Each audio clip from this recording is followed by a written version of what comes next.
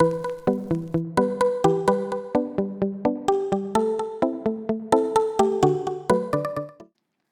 पशुपालक भाई और बहनों को मेरा नमस्कार। मैं डॉक्टर प्रतीक्षा पांडा, सहायक आचार्य, प्रसार विभाग, डुवासू मथुरा के 107.8 कम्युनिटी रेडियो स्टेशन से आप सभी का अभिवादन करती हूँ।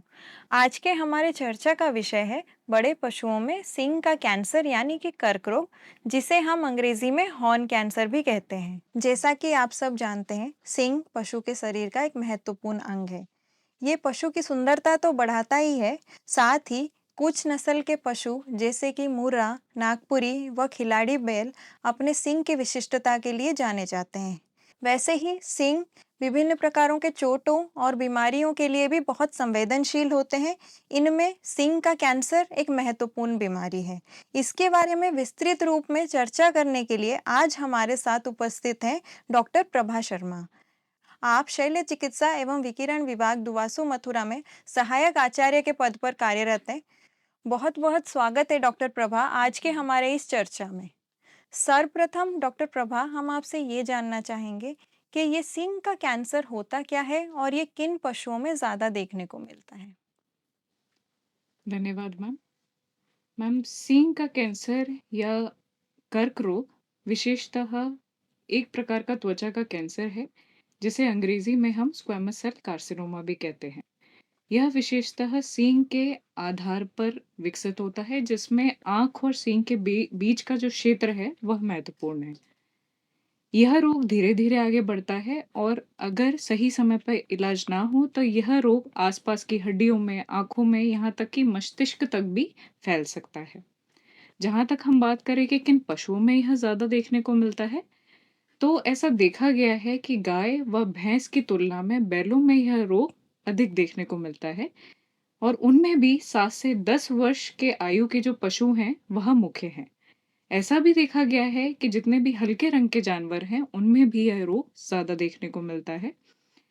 कारण यह बताया जाता है कि सूरज की किरणों में मौजूद जो यूवी रेज़ हैं या एक्टिनिक रेज़ हैं, उनके प्रति इन पशुओं की त्वचा ज़्यादा संवेदनशील होती है, इस कारण इनमें भी हॉर्न कैंसर देखा जाता है। डॉक्टर प्रभा, ये सींग का कैंसर होता कैसे है और इसका कारण क्या है, जिससे हमारे पशुपालक अपने पशु का बचाव कर सकें।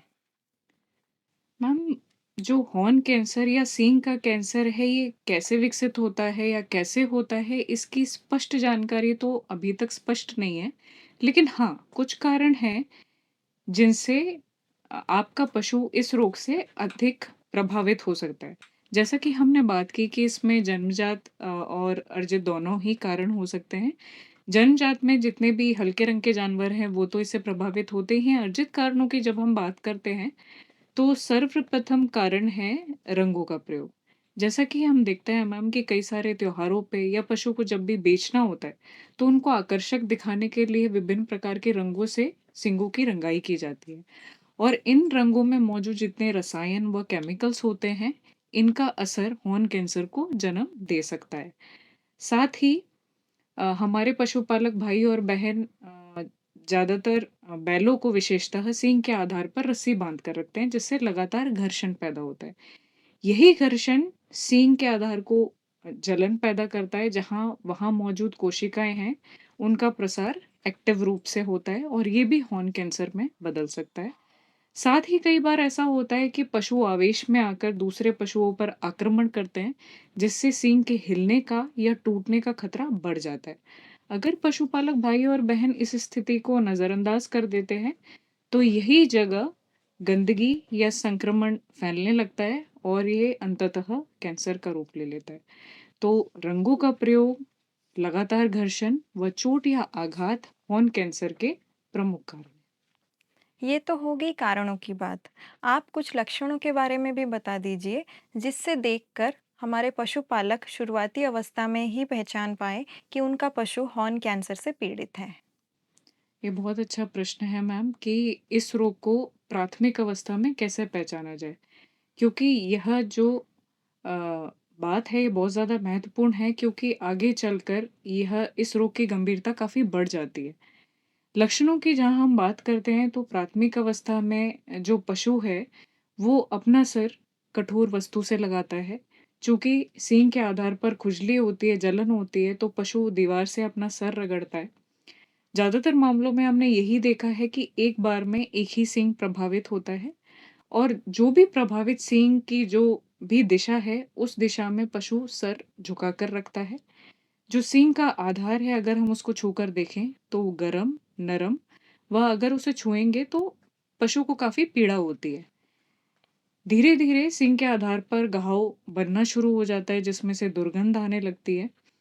अगर इसको सही समय पे ना देखा जाए, तो यही जो घाव है इस पर मक्खियाँ बैठने लगती हैं, कीड़े पड़ने लगते हैं। धीरे-धीरे जो सींग है वो एक तरफ काफ़ी कमज़ोर हो जाता है, एक तरफ झुक जाता है और अंततः ये अपने स्थान से टूटकर स्वतः ही गिर जाता है। इन सभी लक्षणों में पशु को काफ़ी पीड़ा होती है और इसी पीड़ा के चलते जो पशु है उसकी भूख कम हो जाती है और वो सुस्त हो जाता है। लक्षणों का पता लगने पर पशुपालक को क्या करना चाहिए?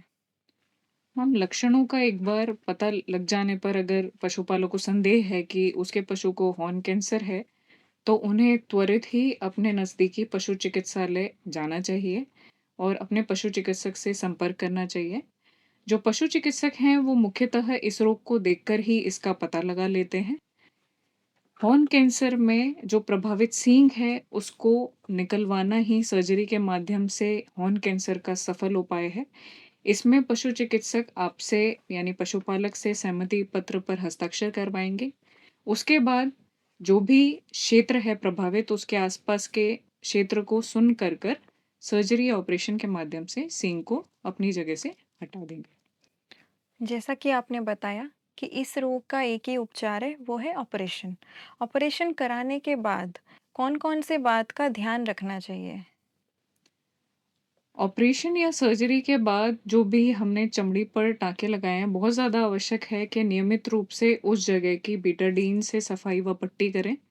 जो भी पशु चिकित्सक आपको दवाइयाँ पर्चे पर लिख कर देता है जिसमें एंटीबायोटिक, दर्द निवारक इंजेक्शन या मक्खी मच्छर ना बैठे इसके लिए जो स्प्रे आपको लिख के दी जा रही है, वो पशुपालक को नियमित रूप से अनुभवी व्यक्ति से लगवाना है। साथ ही जब पर्चा पूरा हो जाए दवाइयों का, तो 11वें व 12वें दिन चमड़ी के जो टाँके हैं उनको खुलवाने पशु चिकित्सालय अपने पशु को लेकर आना। हमने बात की हॉर्न कैंसर होने के बाद पशुपालकों को क्या करना चाहिए। जो स्वस्थ पशु है हमारे, उनको हम इस बीमारी से कैसे बचाएं? स्वस्थ पशुओं में हॉर्न कैंसर के बचाव के लिए हम कई सारे उपाय कर सकते हैं। जैसे कि हम कारणों में भी बात कर रहे थे कि जिन भी पशुपालक भाई और बहनों के पास हल्के रंग के जानवर हैं, उनसे अनुरोध कि वह अपने पशु को ठंडे व छावदार स्थान पर रखें। दूसरा कि अपने पशु को आकर्षक दिखाने के लिए चाहे आपको बेचना हो या कोई त्योहार हो, तो उसमें रंगों का प्रयोग कतई ना करें। फिर हमने बात की कि जो सींग के आधार पर रस्सी बहुत समय से बांध कर रखते हैं, तो वो भी कृपया कर कर ना करें, क्योंकि यही लगातार घर्षण हॉर्न कैंसर को जन्म दे सकता है। और कोई भी सींग की चोट या बीमारी को कभी नज़रअंदाज ना करें। अगर कभी भी आपको संदेह होता है कि कोई भी चोट है, कोई भी घाव है, तो तुरंत उसे अपने नज़दीकी पशु चिकित्सक को दिखाएँ। साथ ही जिन भी पशुपालक भाई और बहनों के पास बड़ी सींग वाले युवा जानवर हैं, तो शुरुआती अवस्था में ही सींग को निकलवाने से अच्छा विकल्प और कोई हो नहीं सकता। अगर आपको यह ज्ञान होता है कि किसी भी पशु का हॉर्न कैंसर से पारिवारिक इतिहास जुड़ा हुआ है, तो उस अवस्था में भी सींग को निकलवाना एक बेहतर उपाय हो सकता है ताकि भविष्य में इस प्रकार की स्थिति से बचा जा सके। धन्यवाद डॉक्टर प्रभा। अपने चर्चा के समाप्ति के ओर बढ़ते हुए निष्कर्ष के तौर पर आपका मुख्य संवाद हमारे पशुपालकों के लिए क्या रहेगा? हमारे पशुपालक भाई और बहनों के लिए हॉर्न कैंसर के बारे में मेरा यही मुख्य संदेश है कि जो हॉर्न कैंसर है वो एक गंभीर परंतु रोकथाम योग्य रोग है। यह पशु की उत्पादकता तो घटाता ही है, साथ में जो भी इलाज का खर्चा आता है वो पशुपालक के लिए दो धारी तलवार के समान हानि पहुंचाता है। अगर इसे प्रारंभिक अवस्था में ही इस रोग का पता लगा लिया जाए तो इस रोग को पूरी तरीके से ठीक किया जा सकता है। अन्यथा संक्रमण फैलने के बाद पशु के जीवन को खतरा भी हो सकता है। अंततः मैं यही कहना चाहूँगी कि प्रारंभिक लक्षणों का ज्ञान पशु को शारीरिक एवं पशुपालक को आर्थिक पीड़ा से बचा सकता है।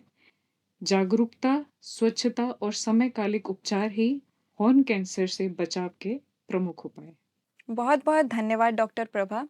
इस महत्वपूर्ण रोग के बारे में इतने विस्तृत और सरल रूप में जानकारी को हमारे श्रोताओं के साथ साझा करने के लिए हमें विश्वास है कि हमारे श्रोतागण इस महत्वपूर्ण जानकारी से निश्चित ही लाभान्वित होंगे। हमारे साथ बने रहने के लिए आप सभी का बहुत-बहुत धन्यवाद।